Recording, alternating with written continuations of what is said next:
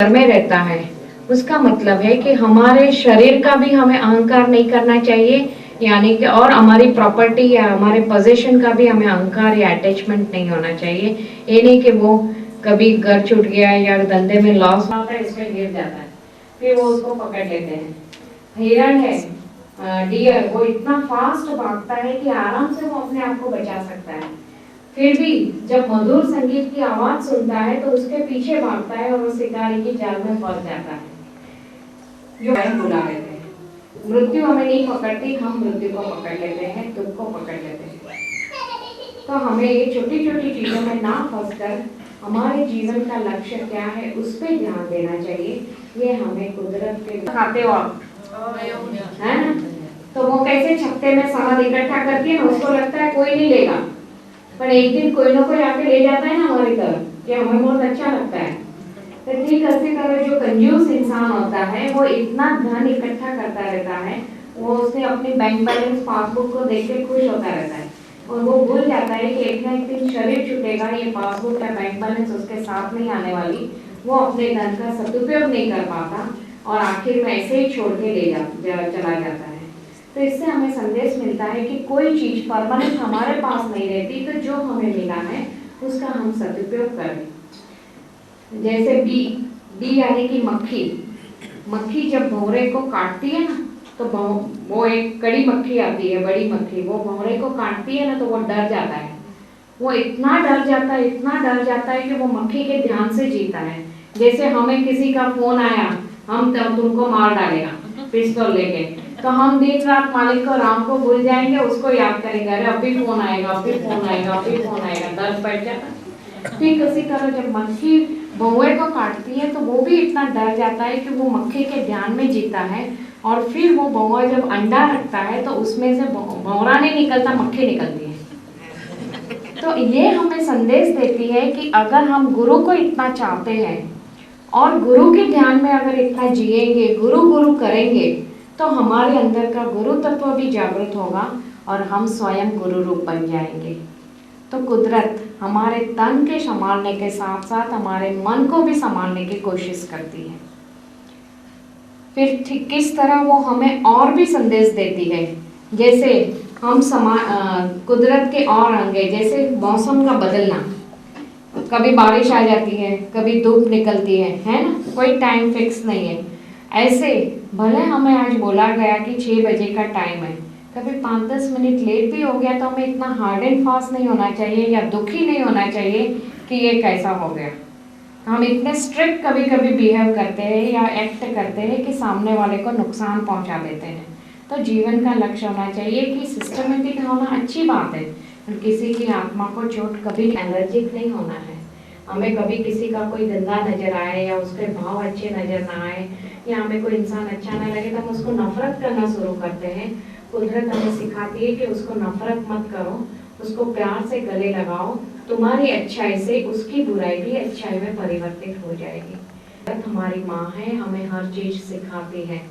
हमें जीवन में भी, हम कंपनी में जाते हैं, अलग अलग लोगों को मिलते हैं, फैमिलीज में भी अलग अलग लोग हमारे सामने होते हैं, तो इससे हमें संदेश मिलता है कि किस तरह हमारे सत्कर्म का पुण्य, हमारी बैंक कितनी तगड़ी होती है, तब कुदरत स्वयं साकार साक्षात गुरु का रूप लेके हमारे सामने आ जाते हैं कि ये गुरु सच्चा है या गुरु सही है कि गलत है। तो हमें गुरु की परीक्षा करने के बजाय हमें स्वयं की परीक्षा करनी चाहिए कि हम स्वयं कितने अच्छे या बुरे हैं, क्योंकि हमारी अंतर मन की अवस्था के अनुसार ही कुदरत हमारा मिलन सदगुरु से करवाती है, और गुरु हमेशा सच्चा ही होता है, अच्छे बुरे सिर्फ हम होते हैं। गुरु शिष्य का साइंस ये कहता है कि जब हमारी आस्था, हमारी मानता सच्ची है तो गुरु कैसा भी हो, किंतु वो गुरु पावर है कि उसके आशीर्वाद से हम हमारे जीवन के अंतिम लक्ष्य यानी कि आत्म साक्षात्कार तक पहुंच जाते हैं। तो जिसको जीवन में सदगुरु अभी तक नहीं मिले हैं, उनको हमेशा दूसरों का अच्छा मैं कैसा करूं, कैसे करूं, उसी पे ध्यान देते रहे और अच्छाई में लगे रहे कि हर पल में और अच्छा क्या करूं। जब ये भाव रहेगा, हमेशा ये भाव रहेगा, तो कुदरत आपे ही गुरु के साथ उसका मिलन करा देगा। बहुत बहुत धन्यवाद। आज सबने मुझे हाँ उसके लिए आयुर्वेदिक दवाई आपको मदद कर सकती है और नेचर केयर के हिसाब से मिट्टी चिकित्सा आपको फायदा करेगी। जो मैंने अभी बताया उस हिसाब से आप मिट्टी चिकित्सा का प्रयोग और सूर्य चिकित्सा दोनों आपको फायदा करेगा। बाकी डिटेल में हम इसके बाद अकेले में मिलेंगे तो मैं आपका केस एग्जामिन करके फिर बताऊंगी। बाकी नेचर केयर के हिसाब से मिट्टी चिकित्सा और सूर्य चिकित्सा आपके जहाँ जहाँ दर्द है घुटनों में, स्पेशली ये बीमारी जो भी शुरू होती है पेट से शुरू होती है, तो पेट पे आप मिट्टी का लेप लगाइए और साथ में सूर्य स्नान कीजिए, तो दोनों से आपको फर्क आना महसूस होगा।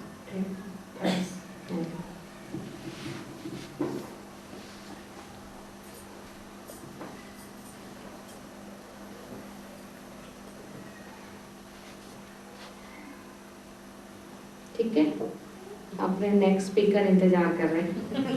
हम सब फिर मिलेंगे। धन्यवाद।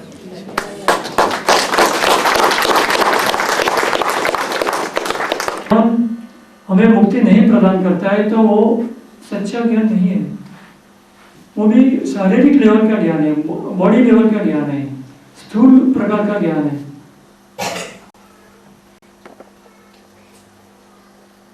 तो इसके अलावा मैं चाहूंगा कि आप लोगों में से कोई प्रश्न पूछे तो मैं कुछ आगे की बातें और भी बता सकता हूँ, वरना मैं तो बोलता ही जाऊंगा।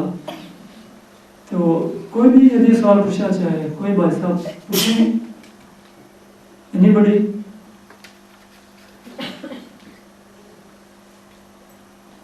कोई बहन जी पूछना चाहेंगे?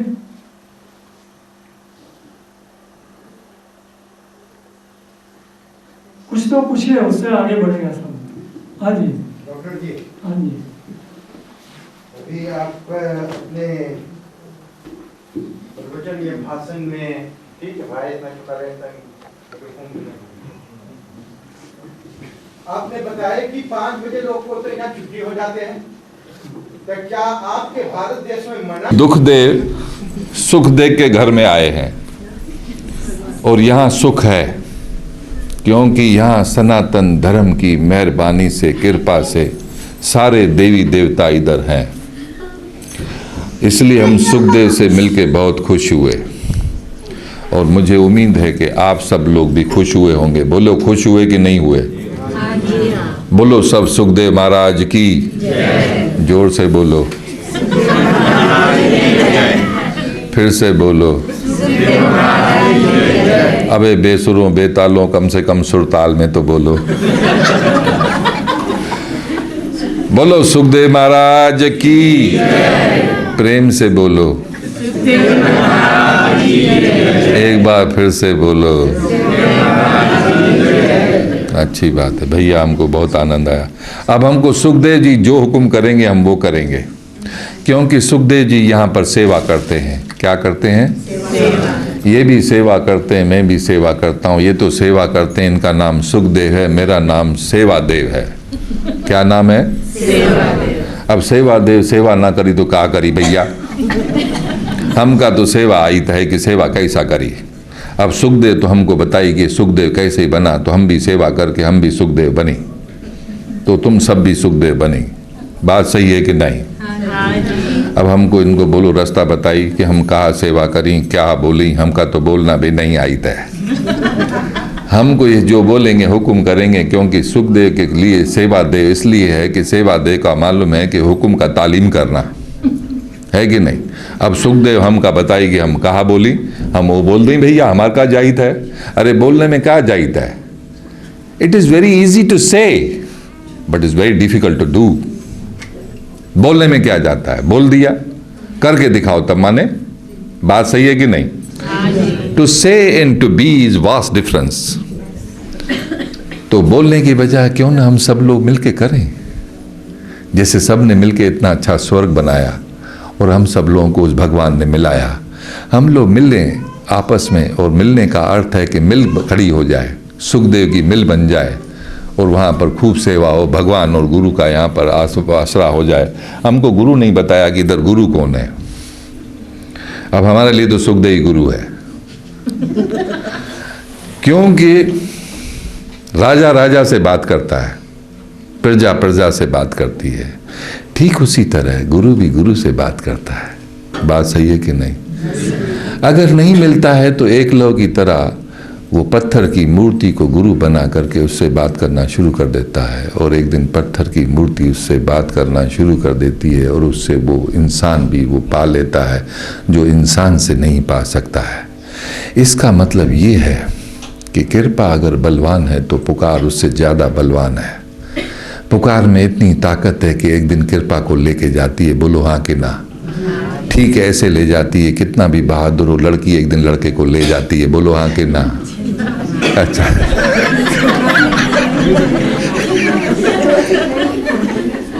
भैया मैं तो बच्चा हूँ, थोड़ी थोड़ी देर बाद दूध पीऊंगा। अरे कैसा कैसा खुलता है ढक्कन भैया, अंग्रेजी ढक्कन है।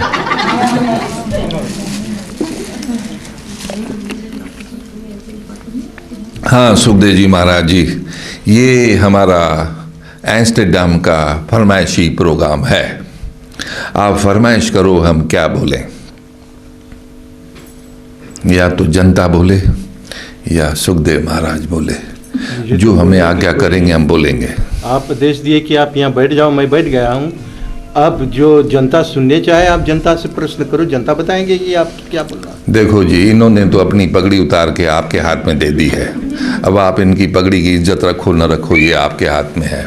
अब आप जनता बोले कि जनता को क्या सुनना है या क्या पूछना है, हम वो बोले। क्योंकि आपके काम की बात बोलूँ वो अच्छा है। मैं कहाँ से कहाँ घूमूँ, कहाँ कहाँ मैंने स्ट्रगल की, अब आपको बोलूँ कि भैया 70,000 किलोमीटर हम चले, उससे आपको क्या फ़ायदा? आपसे बोलूँ कि कई वर्षों में नहीं सोया, उससे आपको क्या फ़ायदा? उससे मैं आपको बोलूँ कई महीनों मैंने नहीं खाया, तपस्या की, उससे आपको क्या फ़ायदा? जिस चीज़ से आपको फ़ायदा हो वो चीज़ आप हमसे पूछो तो वो हम कहें। आपने ही हमको सिखाया cut the coat according to size. आप हमारे बड़े टीचर हैं, अध्यापक हैं। आपने जो हमको सिखाया वो हमने सीखा, पर आपके सिखाने से जब हमारा पेट नहीं भरा तो हम गुरु के पास चले गए, क्योंकि हमारा पेट नहीं था, प्लाजा था। अब जब गुरु के पास गए तो हमको मालूम पड़ा कि गुण क्या होता है, संसार क्या होता है, इंसान क्या होता है, भगवान क्या होता है, सुखदेव क्या होता है, सेवक देव क्या होता है, तपस्वी क्या होता है, योगी क्या होता है, त्यागी क्या होता है, वैरागी क्या होता है, बेवकूफ़ क्या होता है, गधा क्या होता है, घोड़ा क्या होता है। तो गुरु के चरणों से उसका मालूम पड़ा। इसलिए हमको तो गुरु से प्यार है, किसी भगवान से नहीं। पूछो क्यों? वो यूं कि गुरु चाहे तो गधे को भी भगवान बना दे। बोलो हाँ कि ना? इसलिए भगवान को अंग्रेजी में गॉड कहते हैं और गुरु को गॉड फादर कहते हैं। वो जिस पे सर पे हाथ रख दे उसकी पूजा करा दे, उसको भगवान का रूप बना दे, इसलिए वो गॉड फादर है। इसलिए हम तो गुरु की तस्वीर ढूंढ रहे थे, यहाँ पर सारे देवी देवता थे। ये तो मेरे अच्छे दोस्त हैं, बहुत अच्छे लोग हैं, पर मुझे गुरु की तलाश की, गुरु मिले। ये दुनिया मेरे काम की नहीं, ये दुनिया उसको मिले जो उसको उस भगवान की तलाश है। मुझे तो गुरु की तलाश है, गुरु के चरणामृत की तलाश है, जिसके चरणामृत को अमृत पी करके जीवन अमृतमय हो जाता है। जहाँ पर वो हाथ रखे, पाँव रखे, वहाँ पर मंदिर बन जाता है। अब ये मंदिर बहुत अच्छा है, सनातन धर्म यानी सदैव ये रहेगा। सनातन धर्म नहीं है। सनातन धर्म जो है वो बाय लॉ ऑफ ह्यूमैनिटी है, बाय लॉ ऑफ नेचर है। कुदरत में जीने का कैसे वो तरीका जो है वो सनातन धर्म बताता है। सनातन का मतलब है सदैव रहना। कई धर्म आएंगे, कई धर्म जाएंगे, कई बनेंगे, कई बिगड़ेंगे और कई बिगाड़ेंगे, कई सुधारेंगे, पर सनातन हमेशा सनातन ही रहेगा, सदैव रहेगा। हम बड़े भाग्यशाली हैं कि हमारा धर्म सनातन धर्म है जो सदैव है और कुदरत का नियम है, कुदरत का कानून है, उसे हमें फॉलो करना चाहिए। नहीं तो हम जानवर की तरह जानवर रहेंगे और कुत्ते की तरह पैदा होकर के गधे की तरह मर जाएंगे। बोलो सिया बलरामचंद्र की और हमारे प्यारे की जय। तो बोलो यार, राम की जय तुमने बड़ी जल्दी बोल दी, और जिसको गुरु को जिससे प्यार है उसकी जय के लिए तुम हंस रहे हो। बोलो सुखदेव महाराज की, श्री श्री 1008 सुखदेव महाराज की। अब हमको तुमने जो पूछना है पूछो, अगर नहीं पूछोगे तो पूंछ मिलेगी। पूछो क्यों? भगवान तो हमको जानवर की तरह पैदा करता है, बोलो हाँ कि ना। Human is also social animal. जैसे जानवर पैदा होते हैं वैसे ही इंसान पैदा होता है। भगवान का यही काम है, पैदा करना। गुरु का काम है उसको संवारना, उस जानवर से उसको इंसान बनाना, इंसान बना करके उसको भगवान का रूप बना के उसकी पूजा करवा देना। बात सही है कि नहीं? बोलो हाँ कि ना। तुम लोगों ने खाया पिया कुछ है कि नहीं? तुम्हारी हाँ में दम नहीं है। एक छोटा सा शेर है कि तुम तो कहते हो नहीं नहीं, सच पूछो यारो, हमें तो तुम्हारी हाँ का भी एतबार नहीं।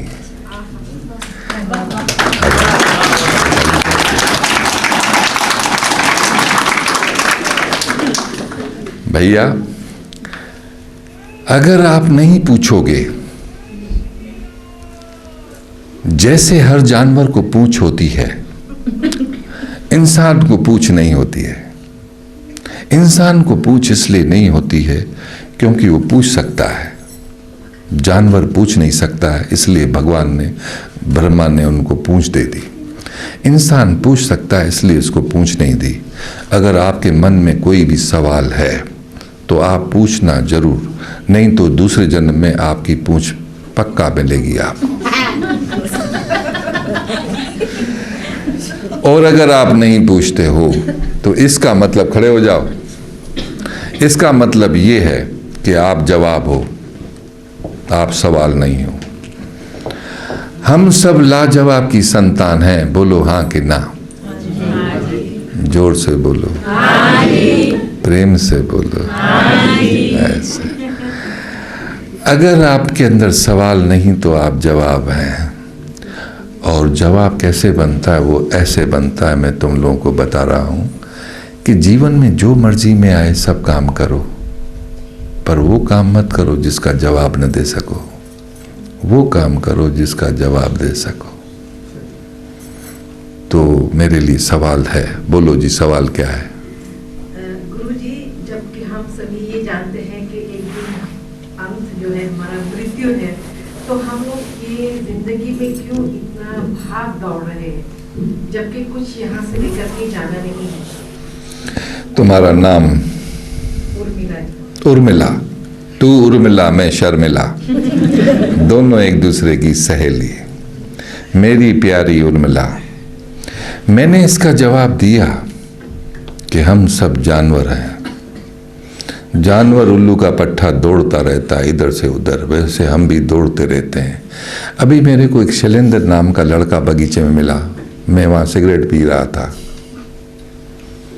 मुझे वो वहाँ मिला और मेरे से पूछता है, गुरुजी हम ये भागते दौड़ते क्यों रहते हैं, हमारा मन चंचल क्यों है?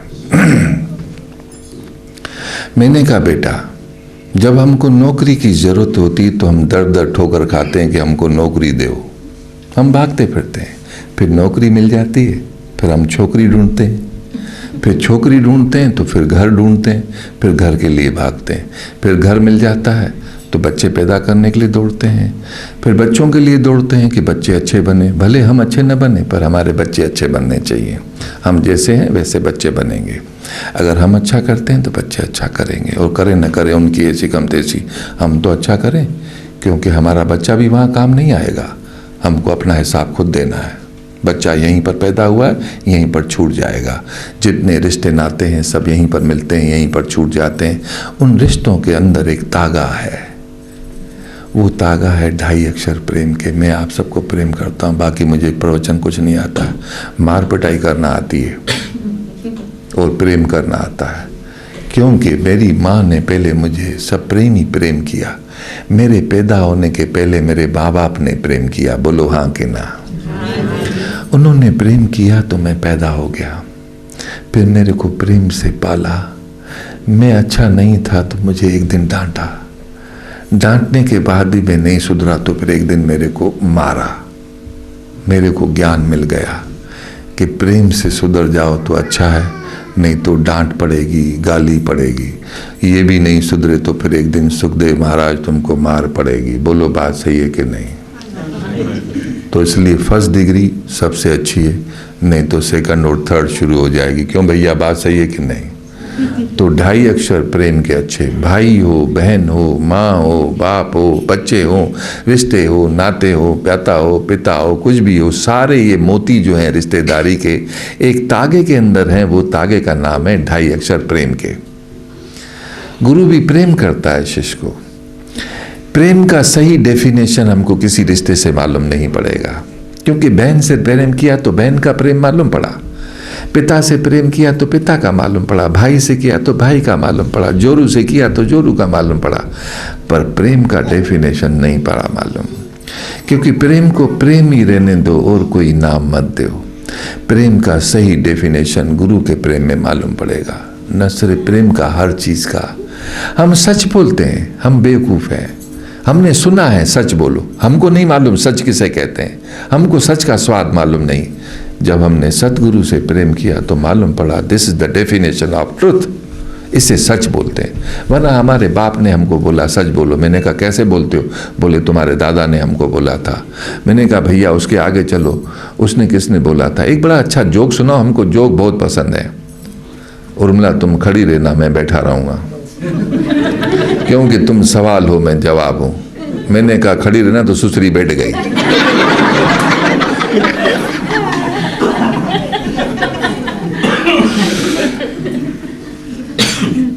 एक पिता अपने बच्चे को मार रहा था कि बेटा सुधर जाओ। बेटा बार बार बोले डैडी एक बात, बाप एक और धर दे कि हमारे खानदान की परंपरा है कि हमारे बाप दादा झक मार के मर गए, बेटा तुम भी झक मारना। अब बेटा कहीं संत ज्ञानेश्वर था, समझदार था, उसने कहा भैया ये क्या है, हमारे बाप दादा ने जो किया हम वो करें, हम उससे अच्छा करना चाहते हैं। वो बोले नहीं यही करो, नहीं तो हमारे खानदान की नाक कट जाएगी। हमने झक मारी है, तुम्हारे बाप ने मारी, तुम्हारे बाप के बाप ने मारी, उसके बाप ने मारी, उसके बाप ने मारी, तू कौन सा बड़ा रुस्तम खां आ गया है, तुम भी वही करो जो हम करते थे। बात सही है कि नहीं? उसने उसको मारा तो बेटा बोलता है एक बात, फिर उसने झापड़ धर दिया, फिर बेटा बोले एक बात। आखिर माँ बीच में आ गई, बोलती बेटे की बात तो सुनो। बेटा पूछता है पिताजी क्या आपके पिताजी भी आपको ऐसे ही मारते थे? बाप बोलता है हाँ, और एक और धर दी। फिर बेटा बोलता है एक बात, फिर बाप उसकी पिटाई करता है। बच्चा बोलता है एक बात, फिर माँ बीच में आ गई, उसकी बात तो सुनो। तो वो पूछता है क्या उसके पिताजी भी उसको ऐसे ही मारते थे? उसने कहा हाँ ऐसे ही मारते थे, फिर एक धर दी। ऐसा करते करते वो एक बात करता ही रहा। जैसे मैं एक बात बोलता हूँ, मैं आपकी 99 बातें मानूंगा, मेरी एक बात के ध्यान गुरु में रखना। सोचना तो गुरु के ध्यान से सोचना, बोलना तो गुरु के ध्यान से बोलना, कुछ भी करना तो गुरु के ध्यान से करना, अपने ध्यान से मत करना। अपना तुम्हारे गले में आ जाएगा। गले मिलना अच्छी बात है, गले पड़ना अच्छी बात नहीं है। आखिर उसने पूछा कि तुम बेटा कहना क्या चाहते हो? बेटा बोलता है ये खानदान की दादागिरी कब तक चलेगी? जो देखो दादा दादागिरी करता है।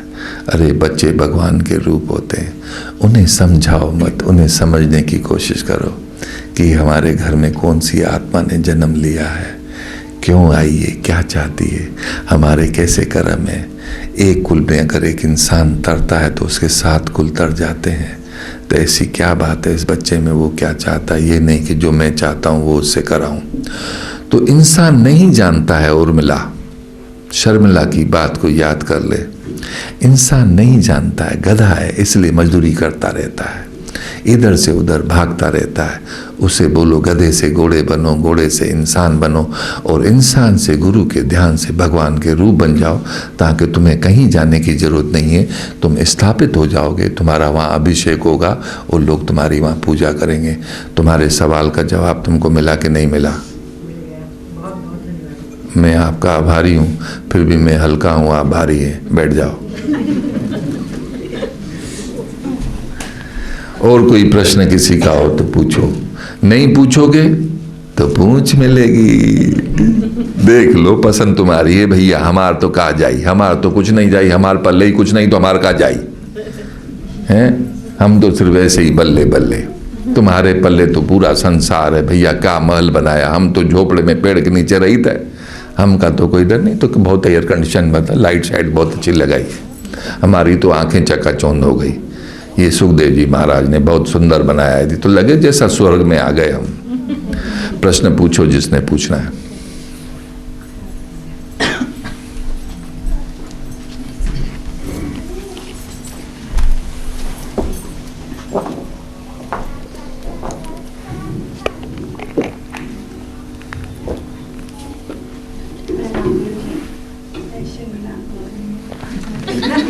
आपने खाया है कि नहीं, जरा जोर से बोलो। मैं बुढ़ा हो गया हूँ, मेरे को ऊंचा सुनाई देता है, दिखता भी नहीं है। प्रणाम गुरुजी, मैं शर्मिला बोल रही हूँ। शर्मिला? अरे उर्मिला।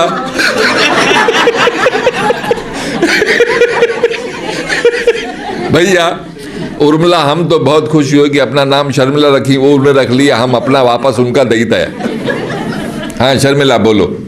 आपने कहा था कि बच्चे से बोलना सीखना, मगर ये बच्चे बोलने पर भी नहीं मानते, नहीं सुन रहे हैं, डांटने पर भी नहीं। जैसे मैं आज कुछ बोलूं, कल वो फिर भुला गया, मानता नहीं, तो फिर मैं क्या करूं? देर पर समझाने पर भी, देर पर डांटने से भी कुछ नहीं हो रहा, हाथ उठाने पर भी नहीं। तो मेरा कभी दिमाग नहीं चल रही है कि मैं अब मैं इस बच्चे से क्या करूं। कुछ गलत काम करके, ओह सॉरी, मैं भुला गया, भूल गई, यही जवाब, सॉरी भूल गई, मगर सुधरता नहीं। मेरी प्यारी शर्मिला, तू शर्म कर, भ्रम मत कर, भ्रम से पार ब्रह्म जाना है। हर सवाल का जवाब, हम सब कुदरत के बंदे हैं, कुदरत हमको देती है। देखो मैं 25 साल से फकीरी में हूँ, पूरी दुनिया छोड़ के, अच्छा खासा फिल्म में कमाने खाने वाला आदमी, मस्त रहने वाला आदमी, गुरु के चरणों में आकर के सब भूल गया। 25 साल से मैं हर एक के साथ मेहनत करता रहता हूँ, कोई सुधरे नहीं सुधरे, मैं अपना कर्म करता रहता हूँ। नदी की धारा बताती है कि तू बहती रहे, कोई हरियाली करे, कोई उसकी पूजा करे, कोई उसमें नहाए, कोई मूते, कोई थूके, तू अपना अच्छा करती चल। बात सही है कि नहीं? गुरु भी अपना लगा रहता है। मैं अपेक्षा क्यों करूं कि मेरा बच्चा सुधरे? नहीं सुधरे, मैं तो अपना करती हूँ। तुमने भी हमको सिखाया था जब तुम टीचर थी, apply apply apply till you get reply. अपन अच्छा करते रहे, भले बुचा सवारी बोलता रहे। ये ऐसा है चक्कर, हम सब गिरोह के अनुसार चलते हैं, हमारा दिमाग भी घूमता है। कभी न कभी मेरा सुर उसका सुर मिल जाएगा। जब सुर मिले मेरा तुम्हारा तो सुर बने हमारा। आज नहीं कल बनेगा, नहीं बनेगा कम से कम मैं जिंदगी में ये तो कहती रही कि बेटा सुधर जा, बेटा सुधर जा। कम से कम मैं पॉजिटिव तो बोल रही थी। एक शेर आता है, चीता नहीं है, माना कि हम मंजिल तक नहीं पहुंचे, माना कि हम मंजिल तक नहीं पहुंचे, पर तुम्हारी राहों पर तो थे। तो बेटा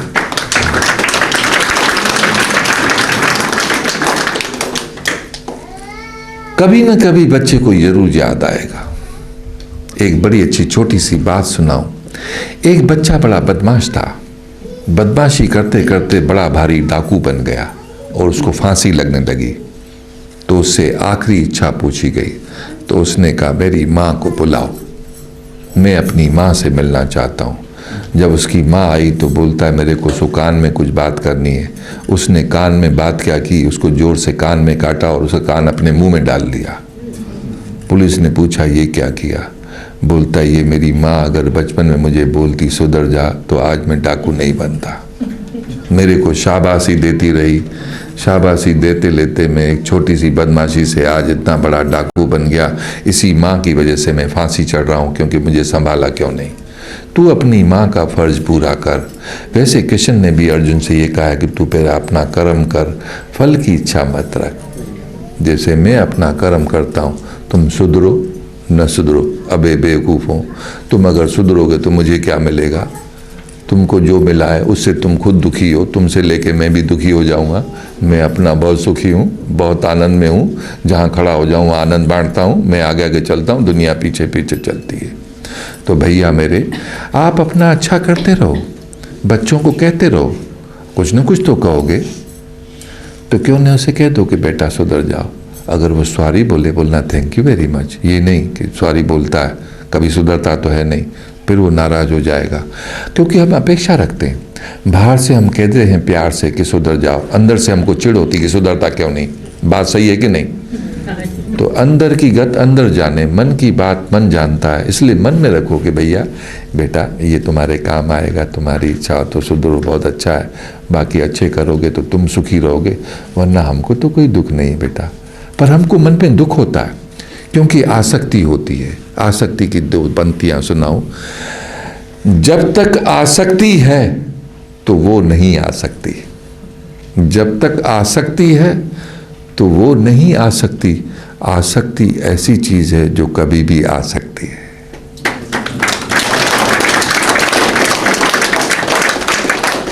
मेरी प्यारी बहन शर्मिला, आर यू सेटिस्फाइड? से यस और नो। अबे ओ माइक वाले, मुंह पे माइक नहीं दे सकता है, ये बेवकूफ है ना, माइक पकड़ खड़ा है। Thank you very much, your satisfaction is my motto. हाँ, एनी अदर क्वेश्चन?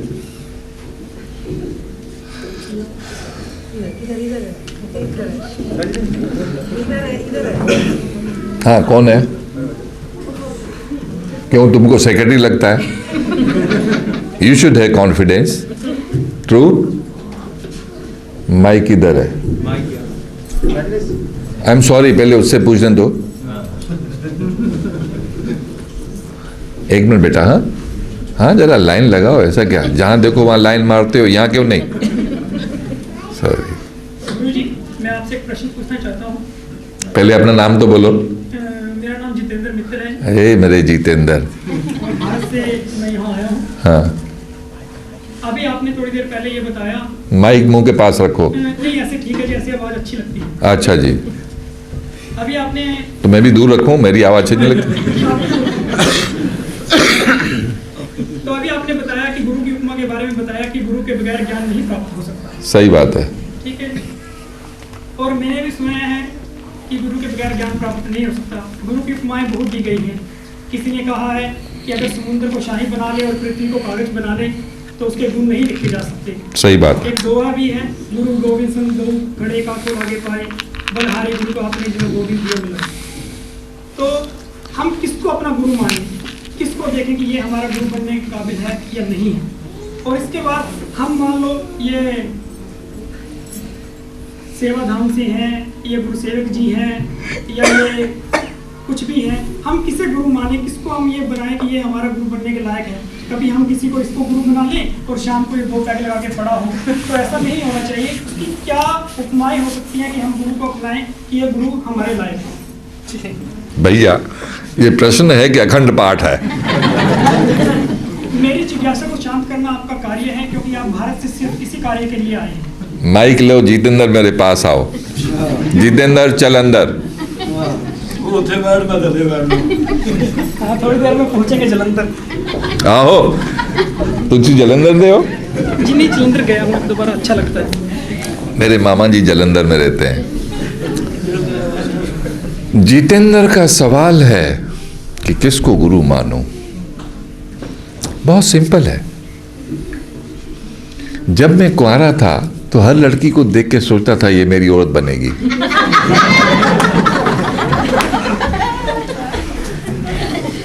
अब मैं किसको औरत मानूं भैया? आखिर एक लड़की हमको पसंद आई गई, वो देखो सामने बैठी हैं। भैया मुंह दिखा दो इनको, ये माता जी हैं। अरे खड़े होके मुंह दिखा दो भैया, देखो भैया ये है। इनके पिताजी फिल्म में फाइनेंस करते हैं, बहुत अच्छे आदमी, पौमल रोड़ा उनका नाम है। तो भैया जैसे एक लड़की मिल गई, शादी कर ली, अपना घर बसाओ, उससे निभाओ। ठीक उसी तरह गुरु दारू पिए या अयाशी करे, तुमको उसमें गुण नजर आ गया, तुम उस गुण को लो, उसके अवगुण को मत लो। क्योंकि हो सकता है गुरु गुड़ रह जाए, तुम शक्कर बन जाओ। बात सही है कि नहीं? जब तक गुरु नहीं मिलता है तो आप अच्छा सोचो, अच्छा बोलो, अच्छा करो, और जब मिल जाए उससे शिक्षा लो, उसके गुण लो, उससे माथा टेको, उससे आगे बढ़ो, मिलता है तो, नहीं तो वहीं लगे रहो।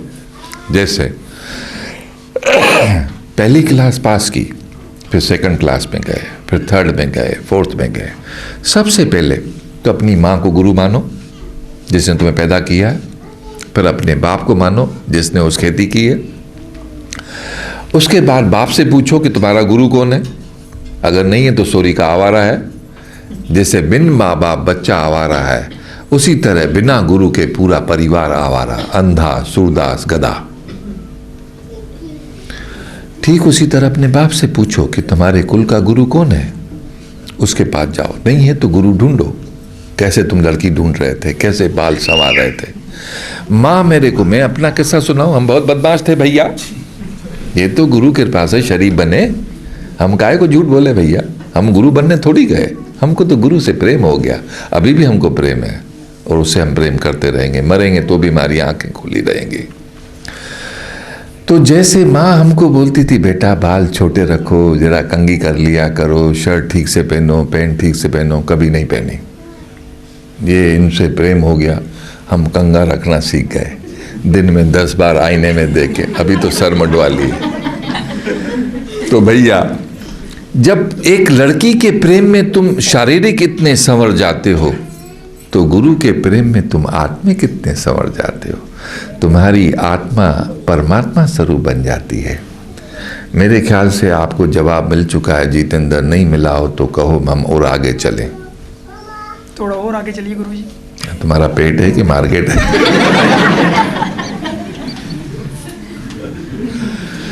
भैया जैसे एक कन्या के प्रेम में आप शारीरिक संवरना शुरू कर देते हैं, ठीक इसी तरह गुरु के प्रेम में आप आत्मिक संवरना शुरू कर दोगे। आप उसे आत्मा से प्यार करो, भले वो शराब पीता है। मैंने भी कई गुरुओं के पास घूमा, एक गुरु हमेशा रात को शराब पिए, हम शराब की बोतल उसको ला के देवें, हम भैया दोएं। एक हमारे गुरु महाराज थे, उनका नाम था पद्म श्री शंभू महाराज। हमको गुरु बहुत अच्छे मिले। हमारे कॉलेज की जो प्रिंसिपल थी दिल्ली में, वो किसी देश की महारानी थी। नेहरू जी ने ये बंदोबस्त किया था कि हर कलाकार जो है राजे महाराजे वाला, क्योंकि राजाओं को पेंशन मिलती थी और राजे महाराजा के जो कलाकार थे, नेहरू जी ने सबको जमा किया और उसको संगीत नाटक अकेडमी बना दिया 12 खंबा रोड पे। और हम जैसे यंग बच्चे को, हम 1958 में हमको भी एडमिशन मिल गई। हमारा काम था उन गुणियों से गुण सीखना। तो कोई फॉरेनर्स आए वो पद्म श्री शंभू महाराज की इंटरव्यू लेने के लिए, तो किसी की हिम्मत नहीं होती थी, क्योंकि रात को वो दारू पीते थे और किसी की हिम्मत नहीं होती थी, वो पूसा रोड पे रहते थे। अब वो महारानी जो है, नैना देवी उनका नाम था, वो बोलती कौन जाएगा, तो मैंने कहा मैं जाता हूँ। मैं सबसे छोटा था, लड़के लड़कियाँ सब मेरे से बड़े थे। तो वो डर गई, पहले तो बहुत प्यार करती थी क्योंकि छोटा था, प्यारा था, सबकी सेवा करता था। बोली तुम जाओगे, मैंने कहा मैं जाऊँगा। बोले वो मारें तो, मैंने कोई बात नहीं, मैं इनको मिला दूंगा उनसे। बोले शाम को वो दारू के मूड में होते हैं। ये सत्य कथा सुनाऊंगा, मैं तो किताब पढ़ता नहीं, क्योंकि पूरी दुनिया एक मेरे लिए किताब है, आप सब उसके शब्द हैं, ये मेरा ग्रंथ है। हम उन अंग्रेजों को लेके वहाँ पहुँच गए, 1958 की बात है। पहुँच गए तो खटिया पे लुंगी पहने हुए और बनियान पहने हुए बैठे हैं और नीचे दारू की बोतल पड़ी है, ऊपर गिलास पड़ा और वो पी रहे हैं पद्म श्री शंभू महाराज जी, पूसा रोड पे। हम गए, सीधे पाँव में लग गए कि भैया पहले ही पाँव पकड़ लो, शरण आएगी तो लाज रखेगा, आए का आदर करो, शरण आएगी लाज रखो, सुपादर को दान दो। हमने पाँव पकड़ लिए तो उन्होंने 2-4 गाली दे दी। अबे तेरा ऐसा है, सब मैं सबके सामने गाली कहो तो दे दूँ, मुझे कोई फ़र्क नहीं पड़ता है, क्योंकि गाली कोई बुरी चीज़ नहीं है, हम बुरे हैं। अगर गाली बुरी है तो अपने बाप की पिटाई करो, उसने माँ को गाली क्यों दी, हम पैदा हो गए, बात सही है कि नहीं? तो भैया सच जो है सबसे पहले पकड़ो। हमको 2-4 गाली दी, मैंने कहा महाराज जी ये बाहर से आए हैं, आपकी इंटरव्यू लेना चाहते हैं, ये लंदन वापस चले जाएंगे, आपका फ़ोटो। अरे बोले ये गोरों को क्या मालूम, 10 गालियाँ गोरों को भी दे दी। भैया 5 हमको दी, 10 गोरों की दी, हमने पाँव दबाना शुरू कर दिए। महाराज जी महाराज जी। बोले क्या बात है? मैंने कहा महाराज जी ये आपसे बात। बोले क्या बात है, हमारा गाना सुनो। उन्होंने हारमोनियम हाथ में ली, उन्होंने गाने की एक लाइन रात भर गाई, एक लाइन गाई। वो गाने की लाइन थी, शाम भई घन श्याम न आए, शाम भई घन श्याम न आए, शाम भई घन श्याम नहीं आए। इतने रूपों से बताई और वो खुद भी रोने लगे, वो गोरे भी रोने लगे। महाराज जी मूड में आ गए। अब उधर रानी जी जो हमारी प्रिंसिपल थी बड़ी परेशान कि लड़का अभी तक नहीं आया, कहीं उसको मारा वारा तो नहीं, सरवर तो नहीं फोड़ दिया। सच पूछो भैया, महाराज जी ने ऐसा वो एक लाइन को सिर्फ सुनाया कि शाम भई घन श्याम नहीं आए, उसके इतने प्रकार उन्होंने बताए, इतने प्रकार बताए कि शास्त्रों में भी नहीं मिले। इसलिए सब शास्त्र अधूरे, गुरु पूरा। फिर वो अंग्रेज हमसे क्या पूछते हैं ये सुन लो। कहते हैं इधर दारू किधर मिलेगी। भैया पूरा कैरेट लेके आए और गुरु जी महाराज जी के चरणों में रख दिया कि आप दारू और पियो। क्या बात है, ऐसा कलाकार तो हमने कभी देखा ही नहीं। तो दारू बुरी चीज नहीं है। Things are only things, neither good और bad, we are good bad. तो उसको मत कहो कोई दारू पी करके इतनी अच्छी अच्छी चीजें लिख गया जो MA BA में पढ़ाई जाती है। हम बुरे हैं। इस पे एक शेर कहो तो मैं सुना दूं। अरे हाँ ना तो बोलो यार। कौन कहता है मैं में है नशा, कौन कहता है मैं में है नशा, अगर मैं में है नशा तो ये मैखाने क्यों नहीं झूमते, अरे ये जारे जाम पैमाने क्यों नहीं झूमते। नशा तो है मुझ में, हम उसके मिलके झूमते हैं, हम उसकी दिल रखने को हैं झूमते। तो हमारे में नशा, अगर दारू में नशा होता तो बोतलें झूमती, बोतल की दुकान झूमती। अरे हम उसकी दिल रखने को हैं झूमते हैं। नशा तो हम में है क्योंकि हम नशे से पैदा हुए। हमारे माता पिता भोग में नशे में लीन हो गए तो हम पैदा हुए। हम तो पैदाइशी नशे ही हैं। तो मेरे बच्चे भले वो दारू पिए, तू उसके अवगुण मत देखना। तुम संसार में जाते हो, सब्जी एप्पल खरीदते हो, अच्छी भी है बुरी भी है, तुम अच्छी खरीद के ले आते हो। तो गुरु के प्रति ऐसा सोचना, उसकी बजाय तुम उसके गुण ले, आगे चलो, उससे माथा टेको, उससे और अच्छा मिल जाए वहाँ लग जाओ। नहीं तो जहाँ लगे हो वहाँ लगे रहना, नहीं तो न धोबी का कुत्ता न घर का न घाट का रहेगा। फिर उससे आशीर्वाद लेके कभी भी निंदा मत करना गुरु की। और वैसे भी किसी की निंदा करने में क्या फ़ायदा। एक बड़ी अच्छी बात कहो तो सुनाओ। अक्सर हम क्या करते हैं, भाई साहब आपका नाम क्या है? हाँ देवेंद्र कुमार। कुमार लगना जरूरी है क्या? अबे ओ देवेंद्र, चल अंदर। भैया अब देवेंद्र ने गलती की, अब हम जितेंद्र के साथ बैठे हुए हैं। अरे जितेंद्र यार, वो देवेंद्र अपने आप को समझता क्या है, एक तो उसने ऐसा किया, इसकी तो ऐसी कम तैसी, ये वो पता नहीं क्या। अब देवेंद्र गलती करके घर एयर कंडीशन चला के सोया हुआ है, हम दोनों लगे हुए हैं। बड़ी बेवकूफ़ी की बातें, अपना जीवन नष्ट करते हैं। अरे भैया उसने किया वो जाने, हम अच्छा क्या कर सकते हैं। हमेशा ज़िंदगी में यही ध्यान रहे कि हम अच्छा क्या कर सकते हैं। Good is god, good is god, best is guru. If you understood you are on rest. तो बेटे अपन क्या अच्छा कर सकते हैं, गुरु कैसा भी हो। जैसे मैंने बताया कि वो दारू पीते थे, वो नैना देवी बड़ी खुश हो गई, वो अंग्रेज भी बड़े खुश हो गए कि भाई उन्होंने क्या क्या एक्सप्रेशन दिखाए, क्या क्या भाव दिखाए कि उनकी तो आत्मा। और हमारे महाराज जी भी वो कैरेट पूरा दारू का देख के बहुत खुश हो गए कि चलो 10 दिन का बंदोबस्त हो गया। Jitendra, you got the reply? Then give me kiss. सबके सामने क्यों नहीं? प्यार करेंगे खुल्लम खुल्ला। अरे भैया तू आएगा तो चलेगा मेरा चूल्हा। हमने देखो बहुत बदमाश है। हमने बोला देव तो ले लिया, अब नहीं है ना, आई लव यू। आपकी मीठी थी, थोड़ी दाढ़ी चुभ रही है।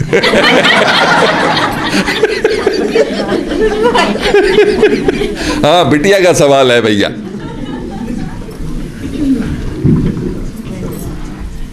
Get my question already.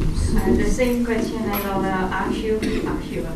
So you are satisfied? Yes. Thank you very much. God bless you. You are welcome. I am already coming.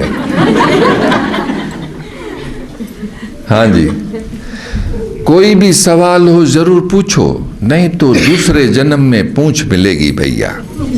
मेरी मूंछ तो शिव जी की तरह वैसी ही मूंछ रहेगी, तुम अपनी पूंछ देख लो। गुरुजी मैं पूछना था जरूर पूछो बेटा। अबाउट हिंदुइज्म, वेयर हिंदू अक्सर हमें पूछा जाता कि आपका जो हिंदू धर्म है ये कितना पुराना है, हमारा बेस क्या है, हम लोग क्या है, हमारी आइडेंटिफिकेशन क्या है, हमारे धर्म की आइडेंटिफिकेशन क्या है। जैसे गुरु को ऊपर बैठना चाहिए, शिष्य को नीचे बैठना चाहिए। गलती तो हमने की, हम कुर्सी पे बैठे हुए हैं, हमें आपके चरणों में बैठना चाहिए। तो आ जाना इधर पास में। ये हुई ना बात, ताली बजाओ उसके नाम की। कि मेरे बेटे को इतनी जल्दी सद्बुद्धि आ गई, मैं बहुत खुश हूं। आप यहाँ पे क्यों, मेरे सर पर बैठने लायक बनो। पर नीचे बैठना कोई आप छोटे नहीं हो गए, आप महान हो गए। मान देने से आप कोई छोटे नहीं हो जाते, आप संसार में महान हो जाते हैं। सबकी नज़र में आप महान हो गए। बोलो हाँ कि ना। ये तो ऐसा है कि पानी जो है नीचे बहता है, ऊपर नहीं चढ़ता है। ये इसलिए गुरु नीचे बिठाता है कि बेटा ऐसा ले सको। और वैसे भी बिल्डिंग जब ऊपर बनती है तो खुदाई नीचे होती है। This is scientifically, this is naturally. मैं कोई ऊपर बैठ के मान नहीं रहता हूँ, मैं धरती में बैठ जाऊँगा। कभी मेरे बेटे को तकलीफ हो तो मैं इसके पाँव दबाना शुरू कर दूंगा। ऐसा कुछ नहीं छोटा बड़ा। सबसे बड़ा है दही बड़ा, सबसे बड़ा है।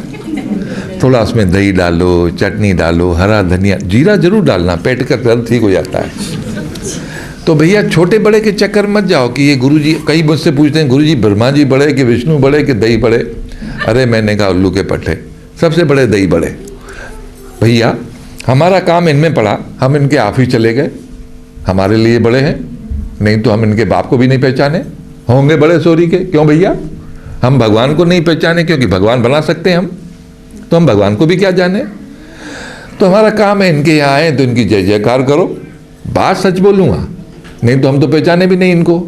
और पहचान के क्या करें। अरे जिसको पहचानना है उसको पहचाने, जो सबको पहचानता है। अब आपने हिंदू धर्म के बारे में पूछा, पहले तो हमने इसका जवाब दे दिया है कि ये धर्म वरम नहीं है। This is by law of nature. हमारे यहाँ नाग की भी पूजा होती है, नाग को मारा भी जाता है। जो भी जीव बने हैं, जंतु बने हैं, जो भी वस्तुएं बनी हैं, उन सब में उस परमेश्वर का वास है, क्योंकि ये उसकी अमानत है। उसमें हमने खयानत नहीं करना चाहिए। उनको मान देना है, मान देना ही पूजा है। पूजा करके बैठना पूजा नहीं है। पूजा करके उस भाव को पैदा करना है कि मुझे उनके प्रति मान पैदा हो जाए। उसके लिए भाव तक पहुंचने के लिए, और जैसे जैसे हम मान देते हैं वैसे वैसे हम महान होते जाते हैं।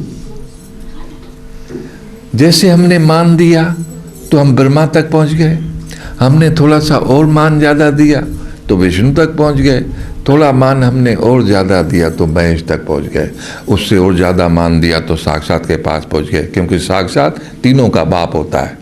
बात समझ में आई? नहीं आई, अभी समझ में आएगी। मेरे बच्चों, जैसे यहाँ आने के लिए हमको जो भी कंट्री ये क्रॉस करके यहाँ पहुँचना पड़ता है, बोलो हाँ कि ना। ठीक इसी तरह एक शिष्य और गुरु की जो मैं यूनिवर्सिटी बना रहा हूँ लंदन में, वो यही बना रहा हूँ कि कोई पूजा पाठ नहीं। ये शिष्य और गुरु क्या चीज़ है, शिष्य गुरु तक कैसे पहुँचता है, शिष्य गुरु कैसे बनता है, उसकी एजुकेशन। वो इसलिए हमें किस्सा सुनाते हैं।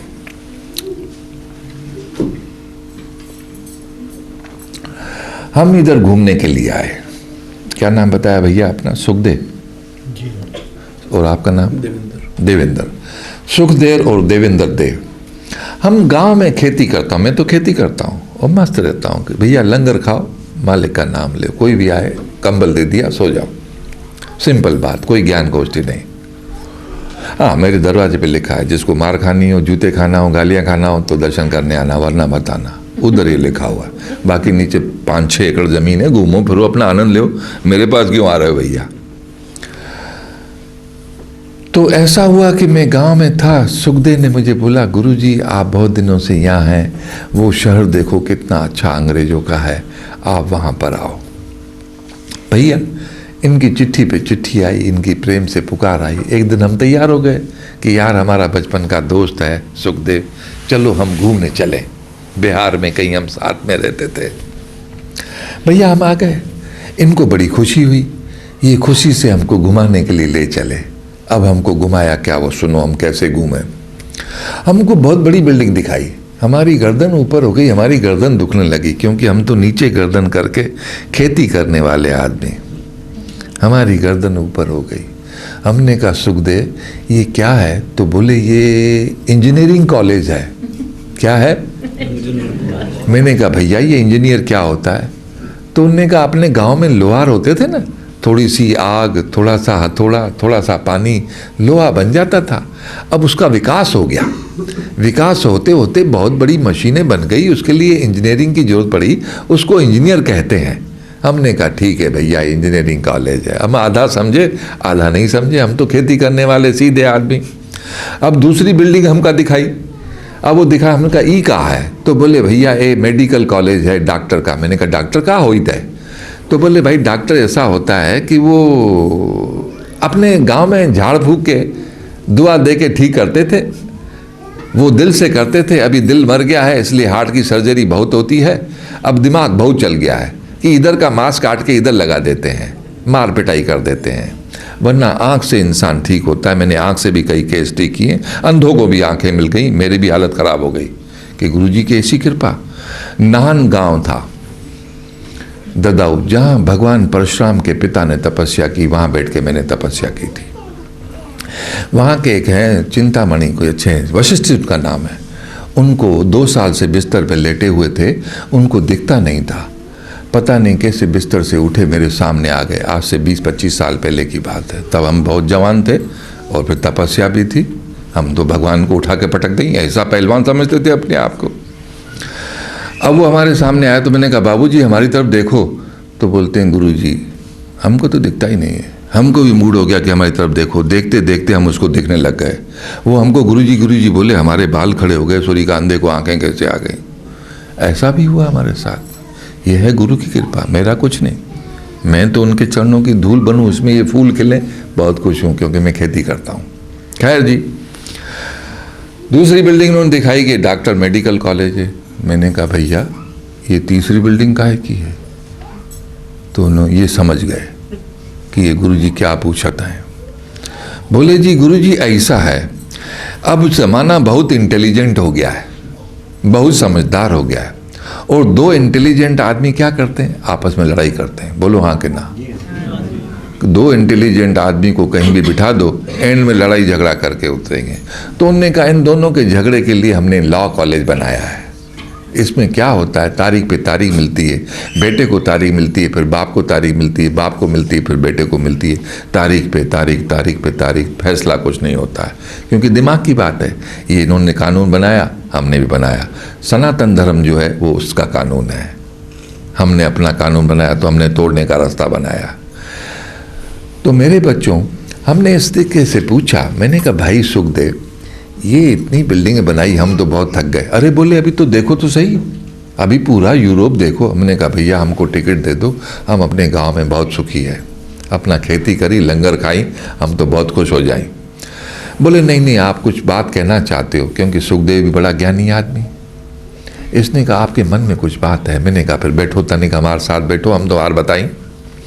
हम बैठ गए। सुखदेव बोला क्या बात है। मैंने कहा बेटा ये बताओ, ये जो 3 बिल्डिंगें बनाई किन के लिए? बोले इंसानों के लिए। तो मैंने कहा भैया हमको कुछ नहीं देखना है, एक हमको इंसान से मिला दो, हम खुश हो जाए। तो बोलता वो तो है ही नहीं। तो हमने कहा ये बिल्डिंग फिर किस काम की? ये तो सब शैतानों की बिल्डिंग है, अगर मेरा के ना मानते हो तो एक बिल्डिंग और बना दो। बोले गुरुजी वो कौन सी? मैंने कहा इसमें इंसान बनाए जाते हैं, यहाँ इंजीनियर बनते हैं, यहाँ डॉक्टर बनते हैं, यहाँ वकील बनते हैं। ये बिल्डिंग है जिसमें इंसान बनते हैं, अगर वो इंसान बन जाए तो इन बिल्डिंगों की ज़रूरत ही नहीं पड़ेगी। बोलो हाँ कि ना? अरे सुसरे ताली तो बजाओ कम से कम। कैसे भाड़े के आदमी हो कि ताली बजाने के लिए हमको गाली खानी पड़ती है। कोई बात नहीं, गाली भी दे सकते हो। हाँ बोलो, आपके सवाल का जवाब मिला? तो मेरे प्यारे, हमको हमको हमको उस भगवान ने, उस कुदरत ने, ये हिंदू धर्म जो सनातन धर्म है वो बायला है कुदरत का, इसका एंड स्टार्ट नहीं मिलेगा। अगर इसका एंड और स्टार्ट मिल जाए तो फिर ये भी रिलीजन हो जाएगा। जैसे हर रिलीजन का आपको स्टार्ट मिलता है, एंड मेरी जेब में रखा है, कब होने वाला बता दूँ अकेले में। नहीं, जैसे डिफरेंट जो यहाँ पे कल्चर हैं, दोस्त हैं हमारे, मुस्लिम हैं, क्रिश्चियन हैं, वो हमें पूछते हैं ना कि भाई इस्लाम जो है वो 1500 साल पहले था या क्रिश्चियन, हमारा हिंदुइज्म जो वो कितना साल? जब से कुदरत पैदा हुई तब से सनातन पैदा हुआ। जैसे आप बाद में पैदा हुए, जन्म पत्री पहले तैयार हुई, आपका भाग्य पहले बना कि आपको इस घर में पैदा होना है, आपके कर्म ये है। इसी तरह सनातन पहले बना, रचना बाद में हुई। जैसे पिक्चर की कहानी पहले बनती है, शूटिंग बाद में होती है। क्लियर? बैठो यार, चाय, हम चाय मंगाते हैं आपके लिए भैया।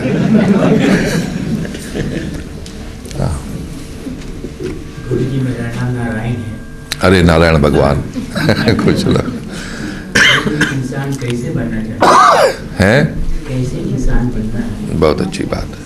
और एक सवाल और है, जैसे देव रामदेव जी ने कहा है कि जन्म लिया जाता है मोक्ष के लिए, तो मोक्ष कैसे? देखो यार जोर से बोलो, हम तो ऊंचा सुनते हैं, दिखता तो है नहीं, और हम देखना भी नहीं चाहते हैं, सुनना भी नहीं चाहते। कैसे बनना चाहिए?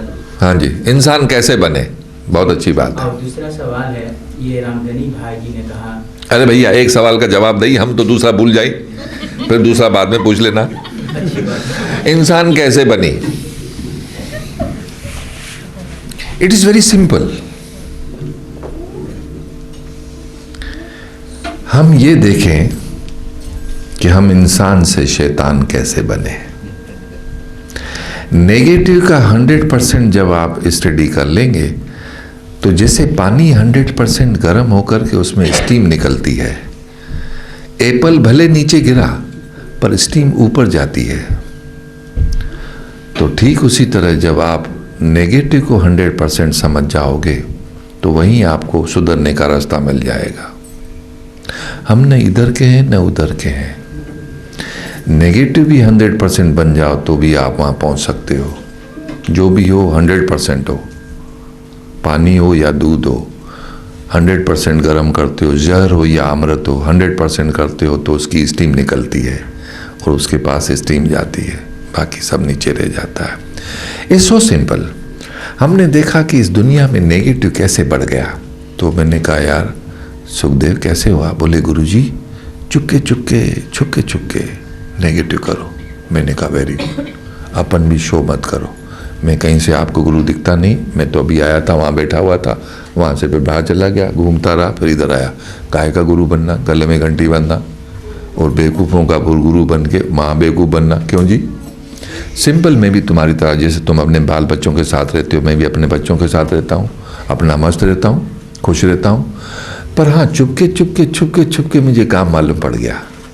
सिर्फ ये है कि दुनिया चुपके चुपके छुपके छुपके नेगेटिव करती है, मैं उसको पॉजिटिव करता हूँ। बिकॉज कृष्णा सेड कि कर्म प्रधान है। मुझे गुरु के दीदार से, प्रेम से मालूम पड़ गया कर्म का डेफिनेशन।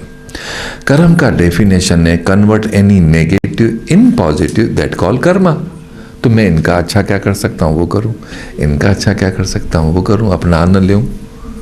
तो ऐसा करते करते इंसान बन जाएगा। Are you satisfied? Second question. जी गुरु जी, दूसरा